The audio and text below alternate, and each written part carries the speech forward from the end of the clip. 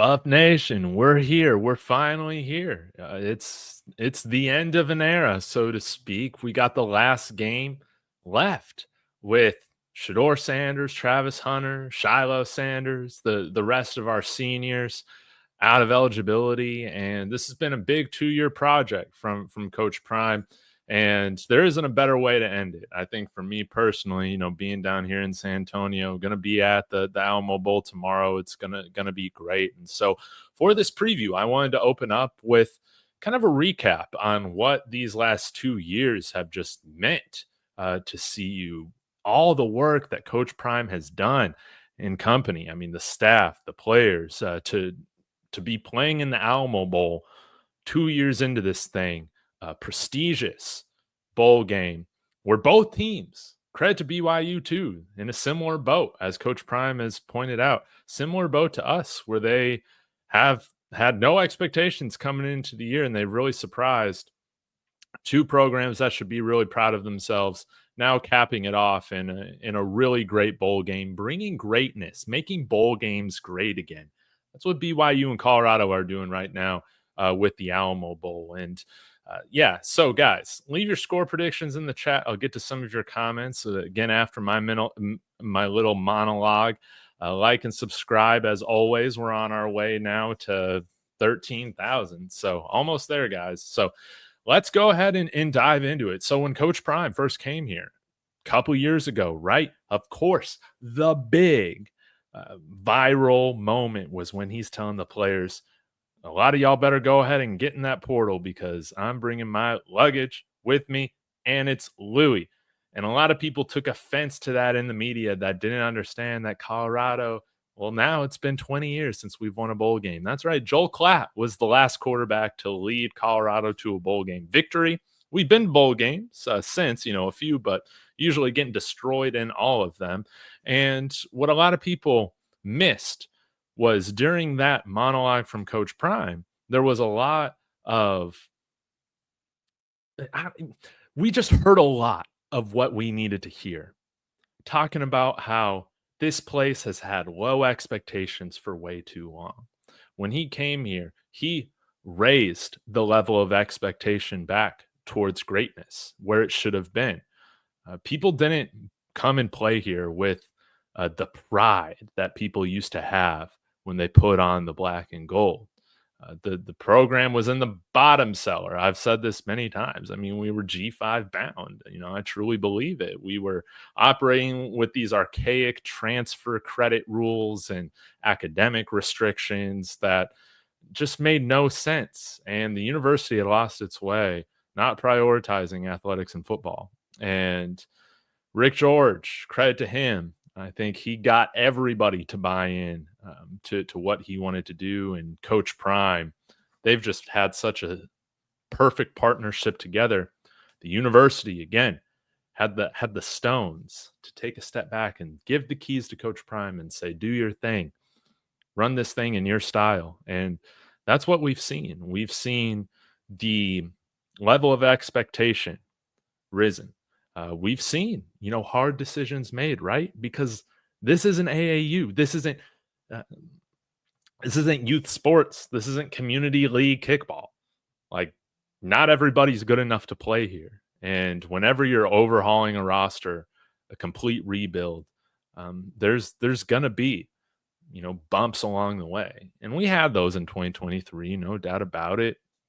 Winning one game in conference, but to see the buy-in from the players returning that chose to stick around, that truly bought into the vision, and then seeing the players that saw what was going on in 2023 and could see the glimmers of what was to come, that chose to come here to Colorado, I just have so much respect for. We've had so many great players that we've been able to watch this year, and of course led by Shedeur Sanders and Travis Hunter. Of course, Travis said earlier, I think it was yesterday or earlier today with the banquet for the Alamo Bowl, he said, I don't have the Heisman Trophy without Shedeur Sanders. Like, he's who made it possible. And he's going to go down as one of the best buffs ever, if not the best buff ever, that being Travis Hunter. And I believe, even though he's only had 2 years here. It has been a historic 2 years. Rashad Salam's number is retired, number 19. I think you do the same with 12. I would love to see it, and there's no better way to kind of wrap up what we got going on here in this first era of Coach Prime in Colorado coming to a close than with a bowl game win and Travis Hunter's jersey being retired here shortly. He has been fantastic. Shedeur has rewritten most of the single season records for, I think, actually all of them with passing at the quarterback position. He has been spectacular. If he had come here a little earlier, you would imagine that he would own all the career records as well. And with him wearing number 2, he continues a long legacy of great Colorado Buffalo players that have worn that number and has brought it, the attention and continued to raise that number, to the standard that it deserves. Number 2, going all the way back to College Hall of Fame cornerback inductee recently, Deion Figures, who was instrumental in our Coach Mac national title runs, all of that. But again, Coach Prime and what his sons, Shilo included, and Travis have done has been nothing short of remarkable for this program. It's crazy. It's still surreal to me that within 2 years, we have a Heisman Trophy winner, and we're playing in a fantastic bowl game, the Alamo Bowl. And I would not surprise me if this is kind of the top watched bowl game outside of the college football playoff this year, maybe even beating some of the college football playoff ratings. We'll have to see, but it is true that the world of college football now is starting to run through Boulder, and that's nothing short of miraculous from where Coach Prime picked it up at and returning Colorado to its glory days that we used to have, that we used to experience. And so this game tomorrow it signifies the end of an era, so to speak, closing a chapter on Coach Prime's first couple of years here, the foundation being laid, for what is next to come. Of course, I'm going to get into my key victories, but I think after keys to victory, but after we wrap up this game, it's of my belief that you'll see Coach Prime sign another nice contract here with CU. We have some great quarterbacks and other players coming into the team this year that I think I've said this before. I think this 2025 recruiting class is going to win a national championship for Colorado. I really do believe that. And I think we're still just seeing the glimmers of what's yet to come for the potential for this team. And again, a lot of people forget Travis Hunter didn't have to come here. Like, yes, Coach Prime considers him a son, obviously, and vice versa. But I'm sure Travis Hunter had other options, paying him a lot more money, so to speak, and he chose to be a Buffalo. He chose to follow Coach Prime out here. It says a lot about who he is. And again, the makeup of this team, it's not just a bunch of mercenaries. These are football players that truly care for each other, that play with a tenacity and a love of the game that is what you want out of a football team. They play football the right way. They're built with high character. Again, don't forget our 2 highest cumulative, I can't even say it, GPA years with the football team at CU were this year and last year. We get grades, we get the high grades, we don't get arrested, and we put in extra work. We work hard. It's a professional type environment that Coach Prime has instilled in here. It's been something that's been missing from CU for way too long because we used to be a team that people would fear going up against in the 80s and 90s, early 2000s. And now we're returning to that where, again, we play on defense with aggressiveness, with physicality. We make big plays. We cause pain. I think the PFF guys pointed this out on YouTube for this preview. The only 3 losses that we had this year were the games in which Colorado just didn't bring it physically. You know, when we've been able to play with the brand of football that we're trying to instill, physical, discipline, tough, all that, we get the victory. And there's too much on the line right now for us to go into the Alamo Dome tomorrow and not get the victory. All the respect to BYU. They've been one of my favorite teams to watch this year. And shout out to Trevor from Saturday's Warrior. I'll need to link this. It's on my Twitter if you guys haven't seen it. He had me on the show, his channel, to preview from a Colorado perspective this matchup. And it was great talking with him. Been a while since we connected. But, all that to say, there's so much on the line. I mean, Peggy is now 100 years old. It's been 20 years since she's been able to see the Buffs win a bowl game.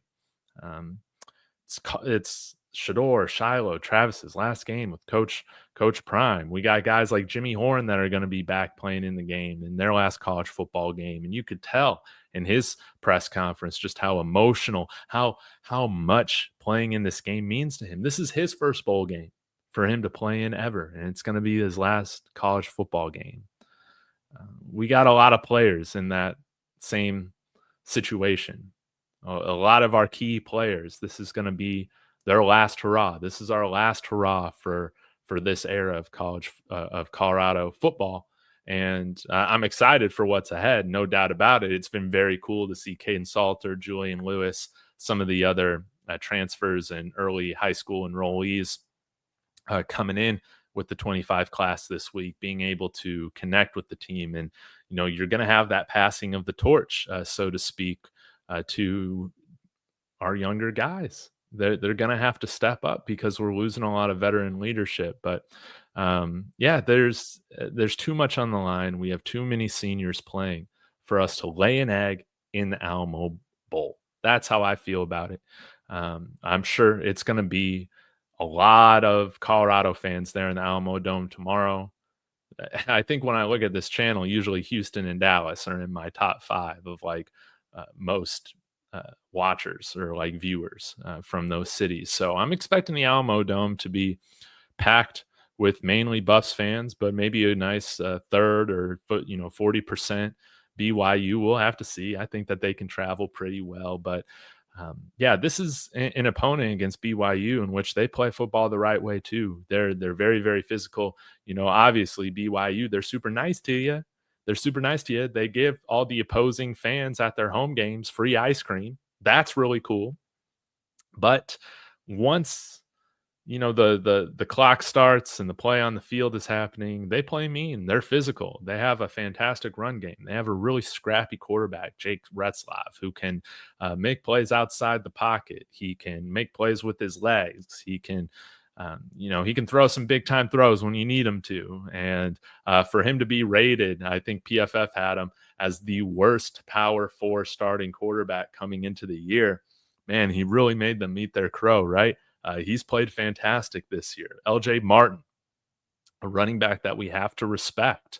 And it's going to be really interesting to see how this team plays. Well, everybody's playing in the bowl game, which is great. We only had one guy leave early. And, best of luck to him. I know it's a family decision, but at this point, man, you're not seeing any opt-outs from their team either. Not any other opt-outs from CU side of things. Nakai Hill-Green, man, what the hell? For you to bail on us like this, man, I hate that. I understand Alabama probably had a nice check coming, but just doesn't sit right with me. Not the day before the game. So it's going to be interesting who steps up at linebacker. Is it going to be Jeremiah Brown, who's back with the team? Is it going to be somebody like Keaton Wade, who has 4 sacks on the year and limited playing time? Will we see him more at the edge or at inside linebacker this time? How are guys like BJ Green going to be playing alongside Chidozie Nwankwo, Shane Cokes, all in their last college football game? Are we going to see some young guys on the defensive line like Brandon Davis-Swain step up and make some noise in the bowl game? We'll have to see. Can Colton Hood finally get a return or an interception, pick 6, where he's finally walking to the end zone and not tripping over his own feet? Can Travis Hunter reach 100 receptions on the year. I think he's at 92 right now. Will Shedeur Sanders eclipse 400 or 4,000 yards passing, which I think he's like 70-something yards away from doing. I think he definitely will. Are all of our senior receivers, Will Shepard, LeJontay Wester, are they going to be able to score in their last game? Jimmy Horn, I really want to see score in his last college football game. But most importantly, guys, what I care about is us coming out, playing fresh, playing physical, playing like this game matters. And again, we're in a very unique circumstance because, yeah, a lot of our players, this is going to be their last game, but also we got 20 years riding on this bowl game. This means a lot. Peggy's getting younger. We definitely got to get her bowl game win. First time since 2004. So it really does mean a lot to this program. And I know BYU, hey, they're a great program as well. But I don't think they've had a 20-year bowl drought right now. Correct me if I'm wrong. But I think this game, it's going to come down to who wants it more. And I think when you look at the things that are riding on the buffs for this game, there's just more. There's just more things.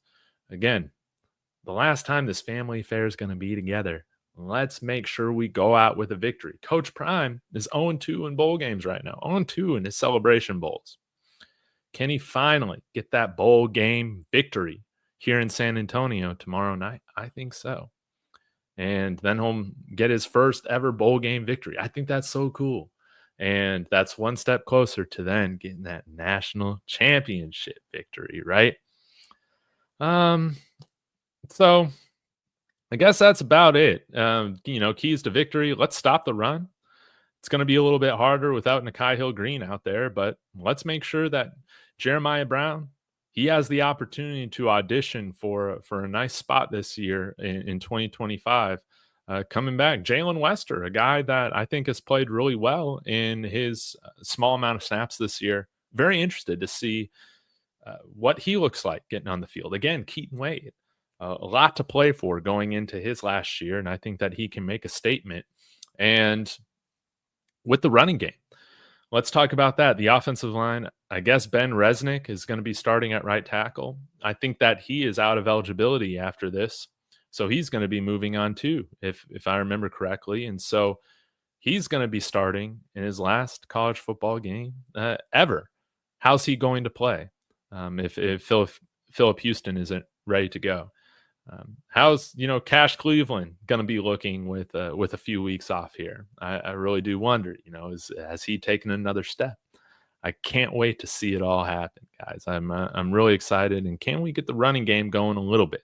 I don't want to run it too much, but I do want to see guys like Isaiah Gustiff, Michael Welsh, and Charlie Offerdahl all have their moments. I don't expect this game to be a blowout. I got too much respect for BYU to call it that way. But if it happens to go that way, I really want to see some Brandon Hood. I'll be honest about that. I think that it would be fun to see some of the young guys and see what they can do. But yeah, I guess that's really about it, y'all. Kind of more of a sentimental preview for what this means. Let's go and finish this season off the right way with a bowl game victory, laughing in the haters' faces that said Travis and Shedeur, they're not playing in the bowl game. You guys are going to have a bunch of opt-outs, man. They don't understand the makeup and the expectation that has been instilled in this program. They have not understood it. And it's been so great to see our buffs handing out crow every single week, pretty much. So with that being said, I'll get to some of your comments. Be sure to like and subscribe as well. Hope you guys are all having a wonderful, wonderful evening. Oh, man, I ain't touching any of that relationship stuff. High power option trades. But all love to Liana. Buddy, where's the party at? What? Right here, I guess. What time is the game? I think it's at 6:30 Central Time. So that would be 5:30 Mountain Time, 7:30 Eastern Time. Oh, yeah, buddy's got it down. Hey, appreciate the love, buddy. Yeah, gotta help the algorithm. Let's go.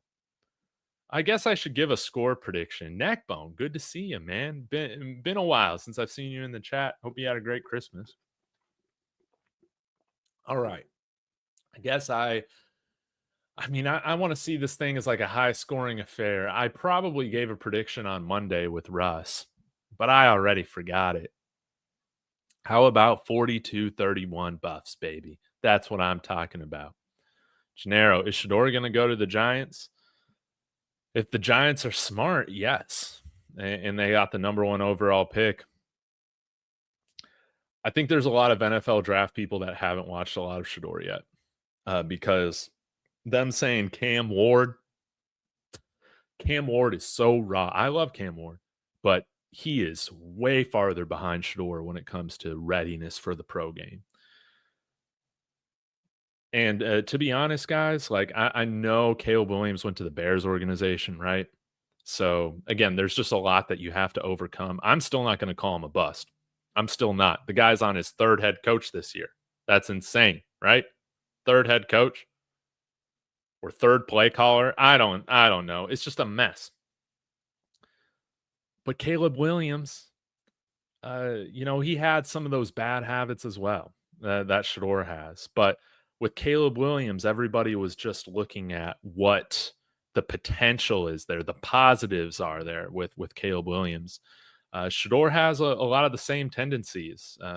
He can drift in the pocket sometimes. His pocket presence isn't always the best, but he's tough as nails. He's willing to hold on to the football in order to make those big throws downfield. You can't do that as often in the NFL, but he's got a larger frame, I think a sturdier body to withstand hits at the NFL level than compared to Caleb Williams. Although Caleb's stayed healthy, he's taller, he's bigger than Caleb Williams. Maybe not the exact, rocket of an arm, but like a great enough arm to make all the NFL throws, no doubt about it, and shows like he has shown that he has the ability to, play within timing and rhythm in structure at the NFL level.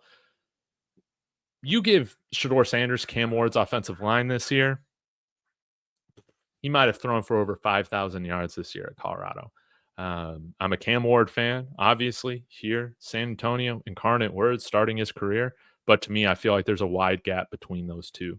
And I think a lot of people are still sleeping on Shedeur. And I think there's a lot of hypocrisy, to be honest, with how people were talking about Caleb Williams coming into the NFL draft this next year as like a can't-miss guy, even though he had some things that he needed to work on, versus Shedeur Sanders. It just seems like the draft community is just looking at the things that he has to work on, when I see him as a 6'2" version of a young Ben Roethlisberger. That's what I see out of Shedeur Sanders. That's what I see. I'm under the impression that some coaches are moving on. Do you have any hints? I got no idea. I've talked on this channel about, I think, some position coaches where I would welcome an upgrade, mainly right now at running back and tight end. I'm not going to name Coach Hart. He coached an all second team, all Big 12 linebacker this year. Like, I think he's done a fine job. You can say Hilo, whatever this, okay, but at the end of the day, he's the guy that's getting it done. So, yeah, I would hope we bring in a new running back coach. I think after these last couple of years, yeah, maybe you can blame some of the offensive line and the play calling, whatever. Like, I don't feel like guys are hitting the correct hole often enough. And yeah, I don't know. It's more of just kind of a feeling. I don't feel like we're extracting enough out of these guys. I feel like there's more potential with the running backs that we got in the room, although I want to see us add to it. But I got no idea on which coaches are staying or going. But I do have a pretty good feeling that both Robert Livingston and Pat Shurmur are going to be back. And I think that's great continuity with the defensive and offensive systems. That's huge to seeing guys develop and take those next steps. I love it. Andrea, how are you doing? Hope you're doing well. Robert's got it 33-13. Sco Buffs. I love it. Oh man, I'm pretty sure a nice contract is coming. So that's just my expectation. Uh, so we'll have to see. I'll only start panicking until maybe it's like February and nothing's been announced. Get a little nervous then. But both Rick George and Coach Prime have been pretty transparent that something's going to get worked out. I think Coach Prime's interview on Rich Eisen recently, he was even alluding to that. So I think whatever number it's going to get done, it's going to keep him here for much longer, which is great. And that's right. There is no Travis Hunter without two. Preston Hodge gone, not with the new JUCO ruling. He should be back, and my expectation is that he will be back because as great as Preston Hodge was this year, I think he still has, he needs to have another good year of even better football in order for him to get drafted. That's how I feel. There's still, I think there are scenarios in which he does find himself drafted this year. I just don't. I think it's less likely than likely that that happens. Takes a lot to win a national title. Yes, it does. But I think we're building a great foundation. No doubt about it. Now, I'm not saying next year. No. But I do think within the next 4 years, if we continue at this rate, I think so. I think we can get it done. No doubt about it. Man, yeah, we got what? Let me look at it. 40 something team sacks right now. Let me see here. 37 team sacks. So let's definitely get over that 40 mark. But yeah, we had 0 sacks and then we ended up being the leader in the Big 12 in sacks. It was a beautiful thing. Can't wait to see what happens. Still can't figure out how we landed 2 fantastic quarterbacks while Miami can't even get one. And I think you watch how Miami plays. It's a lot of, in my opinion, it's a lot of Cam Ward superhero football, kind of similar to what we saw last year with our Buffs offense. There was just a night and day difference on how this offense played. Of course, there was some backyard football, more so in our losses than our wins, but you can see what Pat Shurmur's trying to install here. And I think it's going to take another step. You've already seen it kind of with the recruiting. I think there is going to be a heavier emphasis on the run game. And again, Caden Salter, a true dual threat quarterback, really is going to help open up the run game this next year for the Buffs. And so I like, again, the standard isn't very high when it comes to improving on the rushing, but I think it's going to be substantially improved from what we've seen these 2 years.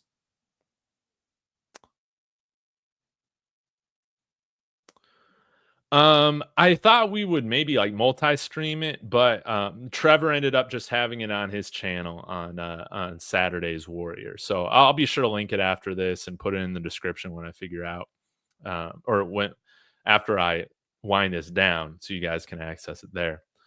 And maybe we see Goldberg. I got no idea. Avi Aki.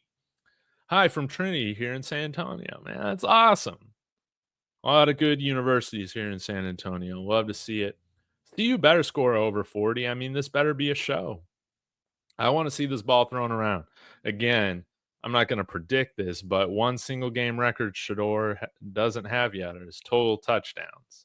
He would need 8 to break the record 7. So that's going to have to be a lot of points. Now, BYU, they got a good defense. So that's going to be interesting to see what happens.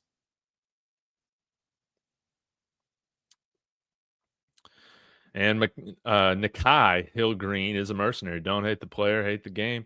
And what, 4th school in 5 years? The definition of one. But it's been great to see most of the players still stick around. And even, I think we'll see some guys probably hit the portal this next week, after the bowl game and ends and wraps up. And that happens to all the teams now. So I'm going to be looking forward to who's part of the next round of Buffs. It's going to be fun. Gearhead, this will be the last game of the throw it on every down era. Offense will change a lot under Salter next season. Figure at least 100 less throws on offense replaced with runs. Yeah, that's really well said. I think so. Again, Julian Lewis, there's a lot to be excited about, but and Caden Salter, him coming in here again. I expect Salter to be the starter right now next year. We'll see how the competition works out, but I was making some jokes yesterday. I'm sorry, Juju, you got to be at least a legal adult before I'm going to start touting you as QB1 over a 23-year-old transfer that's put up some good numbers in FBS football. But I think he's bought into the vision, even if he needs to sit for a little bit. And hopefully by the time Juju takes over, our offensive line will also be at its strongest point in the Coach Prime era. Salter, having that college body already and that mobility, he can help kind of negate maybe some of the shortcomings of an imperfect offensive line, even more so than Shedeur because of his mobility. So I think it's going to be a really exciting brand of football next year on offense. It's just going to look different. But yeah, that's why let's go air this thing out and have some fun in this game. Yeah, and anybody who's saying Cam Ward is better than Shedeur, I don't know what they're watching. I feel like they're only watching Cam Ward. Now, to be honest, I've watched like 4 Miami games this year, so I've watched every Buffs game. Obviously, I'm a little biased, but I just don't know, how quickly Cam Ward is going to translate, to the NFL. I think that again, we've seen it this year. Landing spot matters. Do you land with a good coach that's competent? Do you land with a good culture? Now, neither the Giants or Raiders have the best culture right now. So we'll have to see. I thought we'd see you doing a live last night, man. I wish. My wife has been sick, so been here this week. Taking care of her, and hopefully, she's able to come with me to the game tomorrow. But yeah, been chilling out here, making sure that I'm healthy. We're traveling to see family this next week as well, so just wanting to make sure that I'm not getting sick.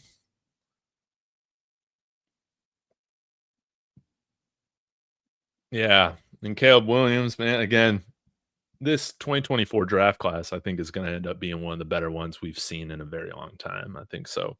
And hopefully the Bears can figure it out for Caleb Williams' sake. I do want to see the Bears good, but a lot of people don't know just how poor the McCaskies are. Again, this last round of head coaches that they interviewed and then ended up hiring Eberflus for, they're flying guys out and coach to interview for the job. NFL owners, like how much of a like you're not going to get a high-end coach doing that. But that's just how they are, and that's how they've always been. We'll see where Travis Hunter ends up. I think it would be cool to see him back in Florida. I know Jacksonville isn't the greatest place right now, but it'd be cool to see Trevor Lawrence have a real weapon on offense, and it would be cool seeing Travis back in Florida. But I think New England would be a lot of fun as well. I think that Christian Gonzalez, buff, Travis Hunter, buff. Those would be 2 lockdown corners, and I think Drake May has looked really good as well. Showing flashes, what you want to see from a rookie, and I think that there's a lot to like there. So Drake May, he was a guy that I wasn't really like that big on, coming into the NFL draft this year. Like he was the one guy that was like, I feel like he's kind of being overhyped, but I feel like he's made me eat my crow. I think that he's played better than I thought so far this year, and it would be nice to get him a weapon like Shedeur or like Travis, because I also feel like they would welcome him playing both sides of the ball. Coach Lee definitely has to get replaced something. Is Ricky Williams still coaching? I know he coached here at Incarnate Word for a while, but that would be really cool to have him out here. Mike saying we need to keep our staff intact, pushing for a 10-2 or 11-1 record in 2025. We need to be up, and we need to get them boys in shape to go on. I love it. Let's continue to build upon this year. And one thing that Colin has brought up from Life in Football, my friend Rawhide as well, and I think that they hit this right on the money. If you want to continue to have 2025 as a year that you build on from 2024, you need a veteran quarterback to do that. and we got that. So now we're able to fill out still the weaker areas of depth, hopefully upgrade some starting positions, and especially on the offensive line, and really see this team take another step in just being like, we can still win games in multiple ways. With the team we got right now, no doubt about it. We've won some ugly, we've won some high scoring affairs, but again, I feel like next year we're gonna be able to win some games differently, in some different fashion, and I think we'll play a little bit more smash mouth. Let's see some twin tight end sets. Oh my god. Pat Shermer loves the twin tight ends. So hopefully we can get some more tight ends. But yeah, Zach Atkins, I haven't asked him, uh, what the standpoint is on, or what the latest is on, if is Bartolone still going to be here as the tight ends coach. Again, I've just been a little disappointed that we haven't seen much out of our tight ends, but I don't think you see Zach Atkins commit here unless there wasn't a serious statement about that we're going to be playing slightly different football next year on the offensive side of the ball. And I'm trying to remember who he interviewed with. I think it was Borba with is it Kevin Borba from Locked On Buffs? I've been on his show once. I think he had Zach Atkins on, and he was talking a lot about that, about how he's expecting, the offense to look a little bit different next year, and, start utilizing more tight ends. So I love to see it, but it would be great to bring in another 2 or 3 from the transfer portal, have a really solid group of like 5 tight ends in the pipeline, and see what Zane D'Souza and Corbin LaJour do, moving forward. Those guys are going to be a lot of fun to watch. Yeah, Hodge is going to be the man he needs more. And he really does. One, he helps with the leadership void that would have been left. Obviously, Cameron Silman Craig, Shilo, Travis Hunter, 3 guys in our starting secondary, captains, dogs, leaders, all gone. And having Preston back for an extra year, that is just so valuable. And also somebody that, again, you can put there in the slot and just know that he's going to kill it. That's one less position of need that you have to immediately find, essentially a starting position. And hopefully we can grab Ethan O'Connor. Shouldn't he be announcing here soon? Don't we have a dead period in the portal coming up like tomorrow or something like that? Man, from Wazoo, start building that pipeline of more boundary corners, and maybe one of those guys like Colton Hood eventually can play in the slot as well if needed. Omega Red, how are you doing? Hope you're doing well.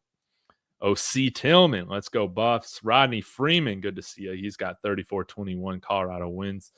Yeah, I'm going with the Buffs, baby. We gotta win. This is the storybook ending that we need for this season. And again, there's just too much on the line for Coach Prime, for all of our graduating players, plus Travis Hunter, with his Heisman season, for Peggy, for the program. Institutionally, this just means so much. Again, Coach Prime has brought respect back to the University of Colorado. Like, sometimes it's still hard for me to put into words, again, what he has meant to this university. And I hope that after this game, we see him sign a nice little extension and be here for a little while longer. Don't you say? He's building something special here. Makes no sense to go to, an FSU or a middling SEC team. By the way, guys, the SEC is just like any of these other conferences. It's just like the Big Ten. You got a few teams at the top, 2 or 3 that are really, really good. And then it's just a bunch of mids. Arizona State, they're going to give the Big 12 their respect this year in their game against Texas. I guarantee it. I'm not saying they're going to win, but they're going to play a respectable matchup.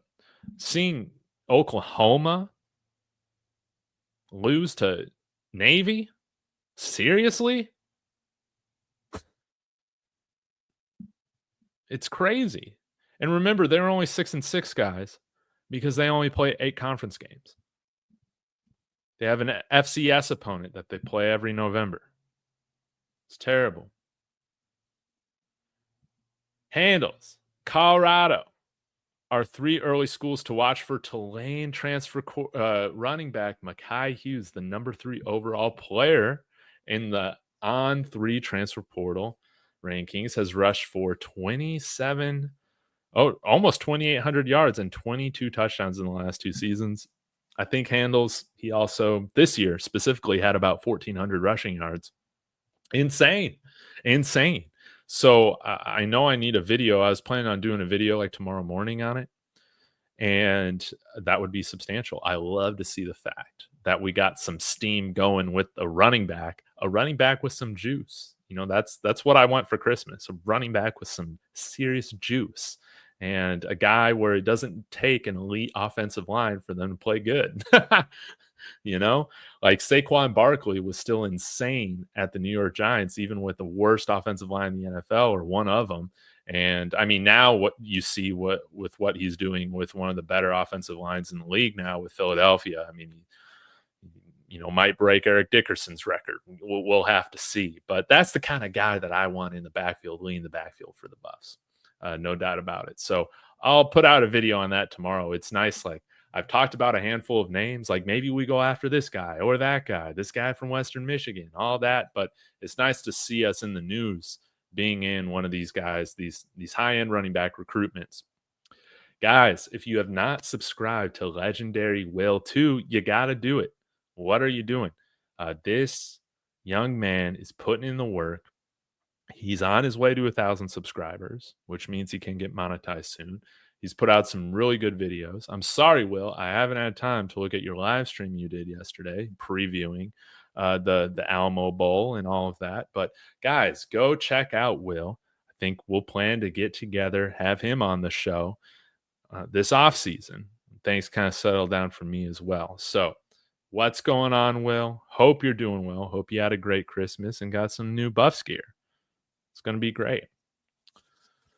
Liberty was number 2 in yards and rushing yards per game this year. The year before that, they're number 1. CU is going to run with Salter next year. We aren't going to have him throw 450 times like 2. Yes. And it's why I might say, hey, with Joseph Williams, Omarion Miller, Draylon Miller as our top 3 right now, of course, it would be nice to have somebody like, Kevin Concepcion come here if he's not going to be twerking on TikTok every week. Still would welcome that. Really good player. But that's a really solid 3. It would be nice to have another veteran wide receiver in here for some more depth and just experience. I think we'll be a little bit younger of a team. But if there's a high-end tight end that we can bring in that ends up entering the portal to pair with Zach Atkins, that would just that would be incredible. That would be incredible. And I think it would really benefit this style of offense that we're building. So it's great. Guys, I'm going to wrap this up here in a couple minutes. Russ did a sick video on Mekhi. Okay, Mekhi Hughes. Okay, guys, go check out Buffs News Weekly. I'll have to check out Russ's video on him as well. I love that. D-time. Hey, let's take down the Aggies today. I hate Texas A&M more than the University of Nebraska. That's right. I hate the Aggies. We need a middling Big Ten team to show them who's boss, right? USC. It's time for Lincoln Riley to gain some respect back, right? Man, forget about Mike Elko and all these guys. Can't let a cringe program like that beat y'all. I don't want to see it, man. I'm rooting for USC tonight, baby. They got to get the victory. How big is this win for Coach Prime's current legacy at Colorado? It's absolutely massive. I mean, don't get me wrong. If we were to lose this bowl game, it's still an A+ season. But it just adds to the legend. It just adds to the legend. It shows again just how this is a new era when you're able to break these. It's like a curse. 20 years where we haven't won a bowl game. I don't care which bowl game it is. I said at the beginning of the year, I don't care if it's the SpongeBob SquarePants Bowl. I want to win it. So it really does mean a lot to go and get this bowl game victory, to have a trophy. Like, guys, trophies are cool. And doing it against a really good opponent in BYU, I love it, and it also helps add to new rivalries here in the Big 12 moving forward. And we also get some nice payout, right? Over like $9 million. I think split between the two schools. Now, does some of that go to the conference? I don't know, but hey, we need that money to sign Coach Prime to a new extension, right? Thanks, Joe Kid. Really appreciate you as well. Thank you guys for sticking with me. D time, man. I'm on your side tonight. Let's see Lincoln Riley get that respect back. I want to see the Aggies burn. And with that being said, guys, I'll be back tomorrow. Cannot wait. Now, I might not be back for a post game until later in the evening, maybe even Sunday evening, because I will be at the game. But I don't know how much earlier I'll be there. Again, taking care of a sick spouse right now. So hopefully she's good to go, but I don't know. It's about 50-50 right now. So thank you guys so much. Appreciate you as always. Go Buffs.